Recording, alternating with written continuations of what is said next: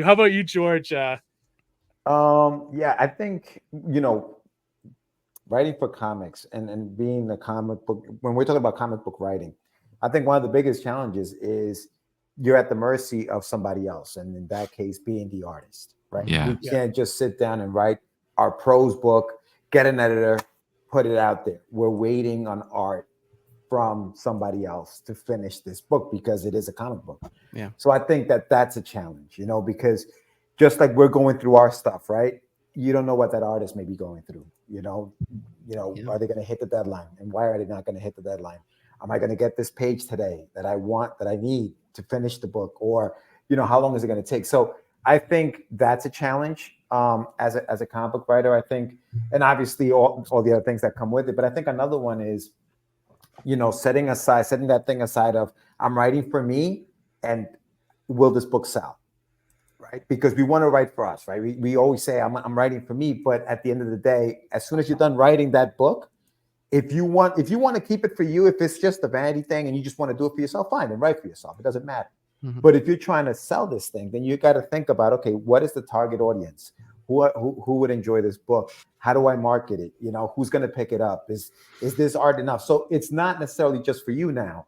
It's become for the masses as well, right? Because the end game, at least for me, is to be able to do this and make a living out of it, so that I don't have to do the thing that I don't like to do from 9 to 5. So I can do the thing that I love to do. But in order to do that, I have to write things that people are going to want to buy. And so I have to be able to differentiate. I'm writing for me and being that guy and saying, shit, okay, wait, I got to figure out how I'm going to market this thing. And that's where the posts come in, and that's where the crowdfunding comes in.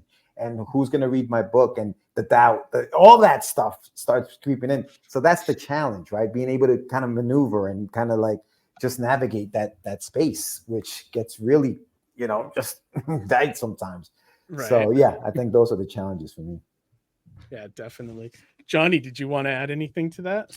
Yeah. So, I mean, if you think about it, right, my personal motto is every story should be written for you. You wouldn't want to write something that you wouldn't want to read yourself, right? So I always write to myself. If somebody doesn't like a story that I wrote, that's their problem. I wrote it for me. Now, in terms of selling it, that's the thing, right? If you've got only one book, then it's going to be real hard to sell just this one book, because it might not be everybody's tastes. So that's where you as a creator need to differentiate your creative portfolio to have spaghetti western, horror story, comedy, action. You know what I mean? You need something for anybody. So when they come to your table, you have that conversation with the individual. Or if somebody comes to your online store, they're like, okay, well, what suits your tastes? There's a little bit of everything here for anybody. So to be able to, do a horror story or do a romance or to do whatever, to have a very diversified output of work, not only sharpens you as a creator, but also allows you to be able to sell better too in the end.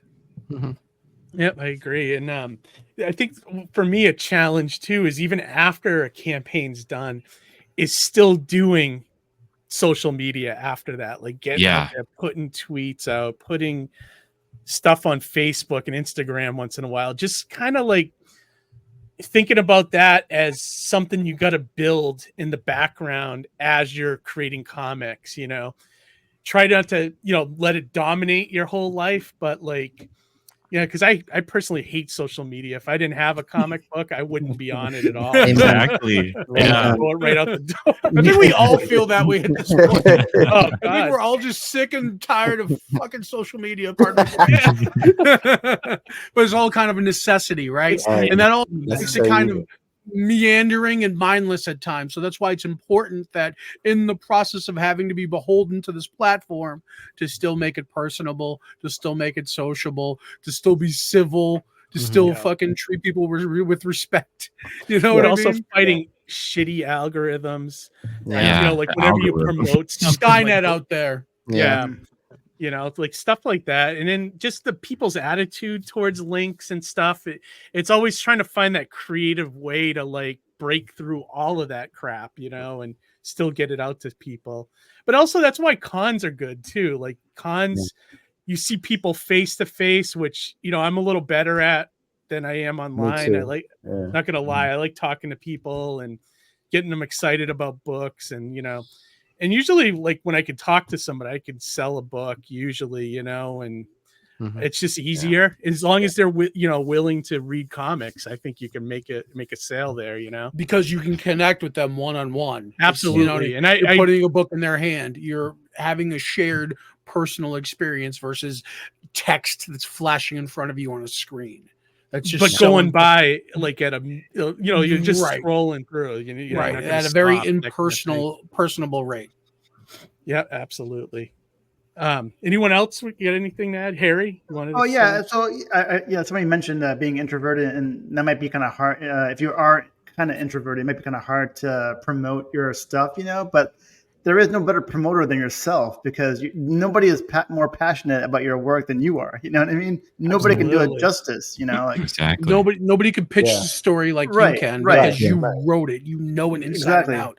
Right. I mean, you can kind of so when I share a table with Keith, or I've shared a table with George, it's like I kind of have an idea and flavor to be able to pitch their book, but they can't sell it the way that they can personally. Yeah, absolutely. Couple of comments here. Ben Soto says, I suck at the marketing aspect. But we struggle with that. Everyone struggles with that. Writers, artists, I don't know anyone that's doing a great job at it. It's like, it's one of those things,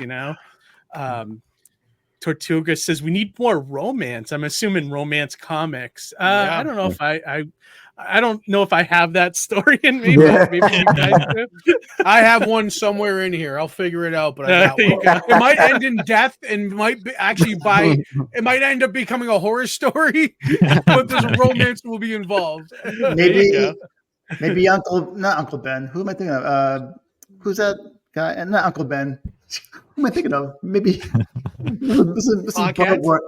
No. Mrs. Butterworth and like somebody else can get together and like. Oh, and Mighty Mascots. Or something, something like that. Make them sweet love. Literally. There you go.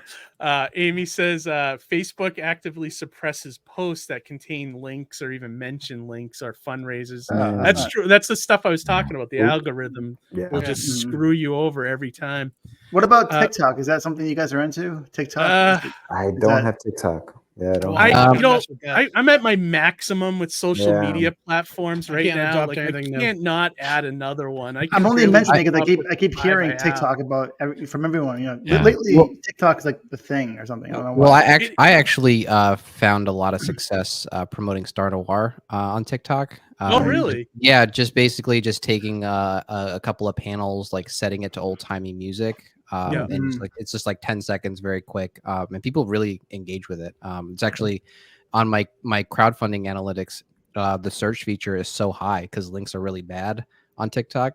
So people are like saving the video and then they come back later. And then like all of a sudden, like 8 o'clock at night, like 4 people are backing a book. Oh, really? Wow. Cool. Yeah. Maybe I've discounted that one. I've seen a lot more comic creators kind of migrate to TikTok because to be fair and be honest, like that's where a lot of people are now. I mean, a lot of people are just on TikTok, and also they just kind of implemented the TikTok shop. So a lot of comic creators, you can actually put your comics on the TikTok store and people can click on you and find you and then, see your books on there. And so I've seen a lot of people have success there too, but I just started my TikTok last year, and I've been messing around with it, but I have met a lot of other indie creators there that I've never seen on Facebook or Twitter, and so it's opened connections that have been really helpful for me. Mm-hmm. Awesome. Ben says social media is the required sacrifice to stay relevant or seen because you don't want to be the guy that only comes around to sell something then disappears. That's true. Guilty. I am 100%. Yeah. I am 100% that guy. Is everyone guilty here? Yeah, I'm guilty of that. I try to mix in my promo stuff with other, things that are, cartoons or old toys. That's why and stuff like that, I think it's important. I mean, like you can look at comics, like depending on how many projects you have. I find having multiple projects kind of brewing at the same time can really help with mitigating that feeling and trying to like only pop up when you're trying to sell a book, because you'll be on there more constantly trying to share designs or concept art or things you're working on, works in progress, things like that. And so it's a bit more helpful, because if you only have the one book, it's hard to like constantly talk about the same thing over and over and over. It's more difficult. So when you have kind of a more horizontal playing field with like other things you're working on, it helps to keep people from feeling like you're just popping in when you need money or whatever. So that's true, Nandor, because like I mix, like when I do my promo posts, and now this is off season when I'm not doing a crowdfunding, but like I'll share links to the YouTube videos we make, our live streams, the bits I make from like episodes. I'll share that, but then I'll also talk about lettering that I do, and then I'll share a panel from one of my comics, and if I run out of that stuff, I promote whatever guests I have come in. Other people's stuff. Yeah. Or like today I shared Julius has a Kickstarter or Indiegogo. I shared that link today too.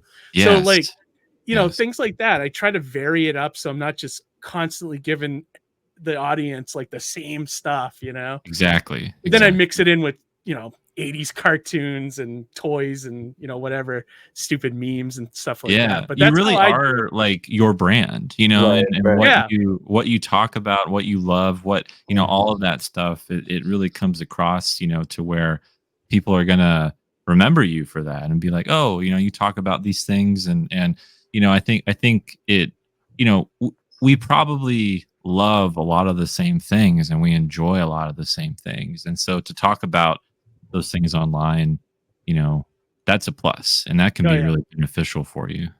Absolutely. Let me scroll through these last few comments and we'll move on to I just want to mention that every comment tonight's been very well written. Yeah, really. Something. I don't want to be judged. Roland says Keith's charm is what won me over during that one Haverhill. How can it not, though? Look at that. Well, me and Johnny will be there again this year. So, Roland, if you're around, pop in. Love to catch up with you. Travis said, "Hey, Travis, for TikTok." Travis. I am positive that I am not the target audience there. Amy Spurthouse said Plastic City Comic-Con is on TikTok, but someone doesn't update it enough. I'm pointing it myself. But we all get busy, I mean, that happens,